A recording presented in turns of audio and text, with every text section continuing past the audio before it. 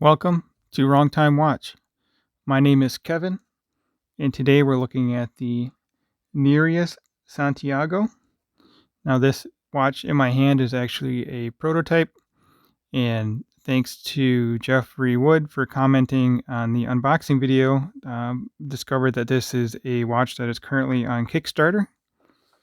It's available at the early bird pricing, and just a little bit of information here. As Jeffrey pointed out, this is a watch that was created by the founder of Cincy Straps. So he founded it in 2015. This is right off their Kickstarter webpage. So go check it out. You can pick up this watch for $350 on Kickstarter. Looks like there's quite a few of them left. So $349. There's 24 of the date version and 23 of the no date version. Maybe a few less available when I post this video. And then the next step is $400.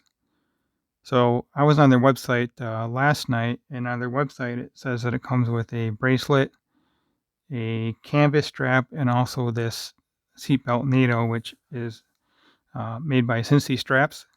So that makes sense. I'm not sure if that comes with it now on the Kickstarter, but on their website this was $50 more. So I'm very tempted to also back this. I need to think about it some more. I do have way too many watches, but this on bracelet would be nice. I do like the look of this watch. It reminds me of a vintage dive watch that may be due in part to the aluminum bezel insert versus ceramic. It does have a sapphire crystal. And this is a single dome sapphire crystal with AR on the inside or under the crystal. Does have BGW9 lume, which I am looking forward to checking out here. I have not looked at the lume yet, but it looks like it's very heavily applied. You can see the AR coating there. It does have just a stainless chapter ring in there with no indices or any marks on there like my Seiko Skx, which is around here somewhere. I want to compare it to this one. Anyway, hopefully I'll find that in a moment here. Bezel action is not too bad. It's tight. It's grippy enough. So this has it's called the Gmt Bezel, but I would consider this a dual time bezel. Went past the click mark there. That's going to bother me. Anyway, I would call this a dual time bezel. GMT should be 24 hours, and it would have to have a 24-hour hand in order for that to work. But it works for a second time zone. This has my favorite movement in it, which is the Miyota 9015 movement.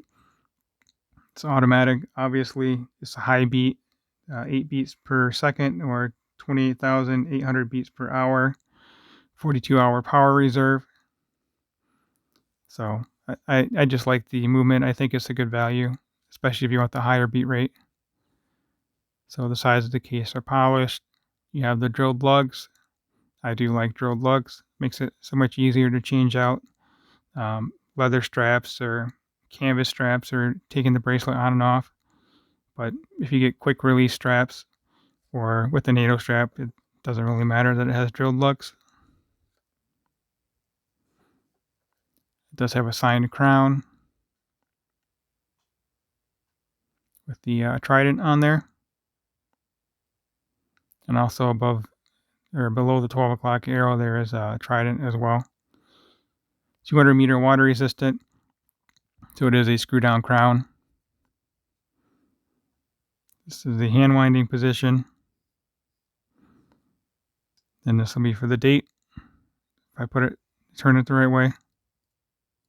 And then we have hacking. So for $350 on bracelet, I think this is a good value, especially considering it has the Miyota 9015 movement. I'm not sure if this is going to be the production case back, but it's fine for me. I really don't need an engraved case back. I do like a display case back, but if the movement's not that great, I guess there's not much to look at.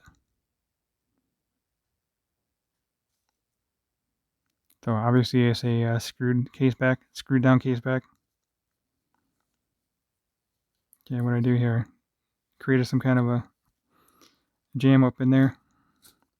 There we go. All right, let's go over the measurements. Lug to lug on this, I measured at 49. I think it was actually 48.8. And then the case diameter is 40. The bezel was a little bit wider. I believe the bezel was, or is, 41 millimeter. The thickness, this is thin considering it's a 200 meter dive watch. The thickness on this is 12.5. That is, of course, without the NATO strap. And the lug width is 20. I think that works well enough. 40 millimeter case with the 20 millimeter lug. If the case is any bigger than that, I think it looks better with 22, but 20 works fine. And then the crown is nice and large on this. The crown is 7 millimeter, which is the same size as my SKX crown. No, here it is. I found it. So here it is next to my trusty Seiko Skx009. Similar size, just a little bit smaller. The lug to lug is the same, but the case diameter on this is 42 versus 40 for the Santiago. And then here's the crowns next to each other. Same size crown. SKX is, I would say it's my favorite watch, but I haven't worn it in a while. So anyway, let's get back to the Nereus here. Santiago.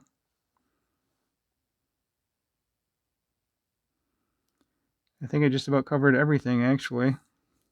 So let's get this on wrist. So I have a 6.5 inch wrist. And I think this will work fine for my wrist.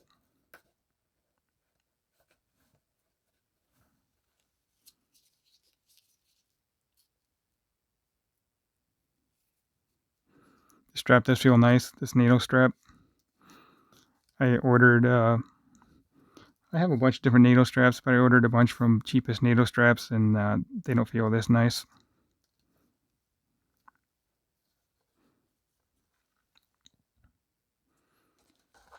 So again, I have a 6.5 inch wrist with a 52 millimeter wristband.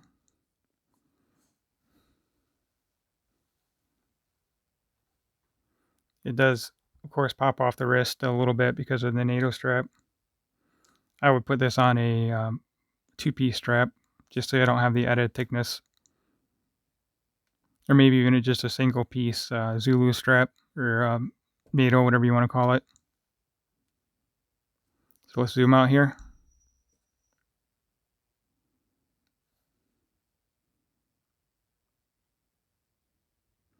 So overall, I think it's a good looking watch.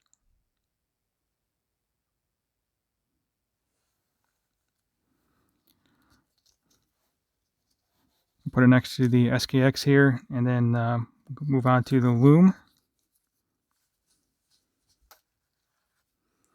So I should probably use my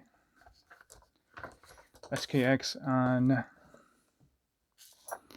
rubber strap, since this one's also on a strap. And then let's bring in the Orient. What is this? Orient Mako USA 2 or 3. I don't exactly remember, but let's just bring it in for a comparison here. This is a little closer in size to the Nereus. Sorry about that.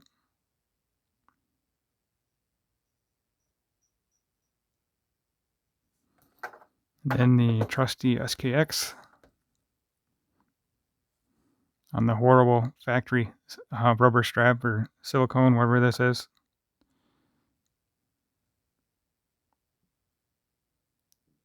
So there we go. Let me set up the loom, and before we get there, if you could subscribe to my channel, I would appreciate it.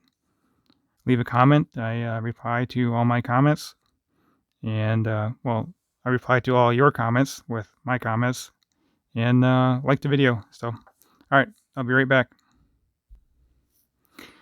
All right, so I did just blast this with my flashlight, so this will be as bright as it can get. And Nereus is not quite as bright as the Skx009 on the right. The Nereus Santiago is in the middle. Of course, on the left is the Orient Mako 2 USA, which is actually brighter than the SKX. But the loom is not bad on this Santiago, and it may be brighter with the production model. Again, this is a prototype. So let me know what you think down in the comments, and I will leave a link to the Kickstarter campaign for this in the video description. As always, thank you for watching, and I'll catch you on the next video.